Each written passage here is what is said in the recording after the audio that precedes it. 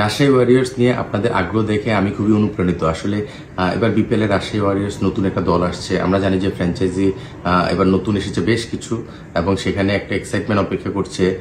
অনেকদিন পরে আবার কিন্তু অকশনের যে বিষয়টা সেটা আসতে যাচ্ছে। সো এক্সাইটমেন্ট কিন্তু রয়েছে এবার বিপিএল এ।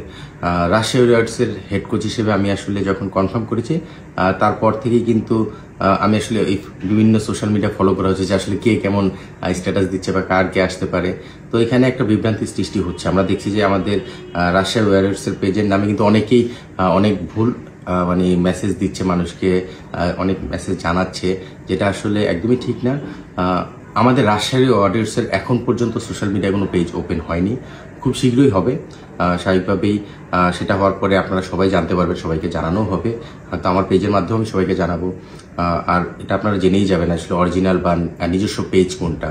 সেটা না হওয়া পর্যন্ত যে মেসেজগুলো আপনারা দেখতে পাচ্ছেন বিভিন্ন প্লেয়ারের ক্ষেত্রে যে এদেরকে সাইন করা হচ্ছে, এরা আসতে যাচ্ছে, এই বিষয়টা আসলে সঠিক না। নিশ্চিতভাবেই যখন আমাদের নিজস্ব পেজটা ওপেন হবে তখন সেই রাইট বিষয়গুলো আপনারা জানতে পারবেন, এবং স্বাভাবিকভাবে আমিও চেষ্টা করবো আমার জায়গা থেকে যতটুকু আপনাদেরকে রাইট ইনফরমেশনগুলো দেওয়া যায়। একটা বিষয় হচ্ছে, সাইন করার আগ পর্যন্ত কাউকেই কনফার্ম বলা ঠিক না। সেই কারণেই হয়তো আমরা সেভাবে ডিরেক্ট এখন কারো নাম উচ্চারণ করছি না বা কারো নাম বলছি না। তবে একটা বিষয় আপনাদেরকে ইনশিওর করতে পারি, আমাদের যারাই প্লেয়ার আসবে, বিদেশি প্লেয়ার, তারা কিন্তু টিম কম্বিনেশনে যেটা বেস্ট হয় সেটাই থাকবে, এবং সেভাবে করেই সাজানোর চেষ্টা করা হচ্ছে। এখন পর্যন্ত আমরা যেই কয়েকজন প্লেয়ারের সঙ্গেই সোফার কন্ট্যাক্ট করেছি বা কমিউনিকেশন মাধ্যমে অলমোস্ট লক বলতে পারি, তারা সবাই দলের জন্য, টিম ব্যালেন্সিং এর জন্য বেস্ট অপশন হিসেবে আমরা চিন্তা করি, কিন্তু সেভাবে এগিয়ে যাচ্ছি। ম্যানেজমেন্টেও আপনাদের খুব পরিচিত মুখগুলোই থাকবে। আমরা দেশি ম্যানেজমেন্টের উপরই ভরসা রাখতে চাচ্ছি। সেই জায়গা থেকে যারাই কোচিং স্টাফ এবং ম্যানেজমেন্টে থাকবে সবাই আপনাদের পরিচিত মুখই হবে এবং আপনারা ট্রাস্ট করতে পারবেন। একটা বিষয় আমি ইনশিওর করতে পারি, আমরা দল হিসেবে একটা ব্যালেন্স দল তৈরি করার চেষ্টা করব।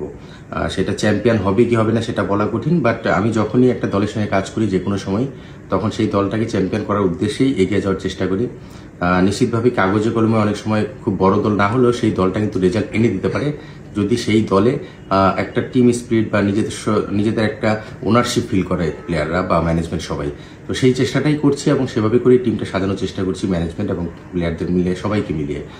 সো আশা করছি ইনশাল্লাহ একটা ভালো দল গঠন করতে পারবো এবং বিপিএল শেষে আসলে রেজাল্টটা জানা যাবে। তবে এটুকু আমি আবারও আশ্বাস দিই যে আমরা বেস্ট একটা দল গঠন করার চেষ্টা করছি। খুব বড় নাম হয়তো আপনারা দেখতে পাবেন না, বাট যে নামগুলো আছে তাদেরকেও ছোট করে দেখার কোনো সুযোগ নেই। নিশ্চিতভাবেই তারাও বড় নামই হবে। তবে বাকি যে বিষয়গুলো, আপনারা জানেন যে দুজন দেশি প্লেয়ার আমরা সাইন করেছি, নাজমুল শান্ত এবং তানজিদ তামিমকে। এছাড়া বিদেশি দুজন প্লেয়ার ডিরেক্ট সাইনিং, যেটা আমাদেরকে ক্রিকেট বোর্ডকে জানাতে হবে অপশনের আগে।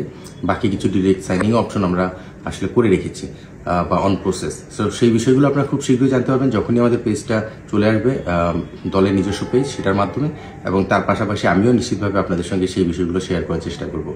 সো বিপিএল এর জন্য তো অবশ্যই একটা শুভকামনা থাকবে আমাদের সবার পক্ষ থেকে, এবং রাজশাহী ওয়ারিয়র্স এর জন্য আপনাদের কাছ থেকে দোয়া চাইবো যেন এই দলটা ভালো করতে পারে। তো সবাই ভালো থাকবেন এবং বাংলাদেশ ক্রিকেটের জন্য দোয়া করবেন। ধন্যবাদ।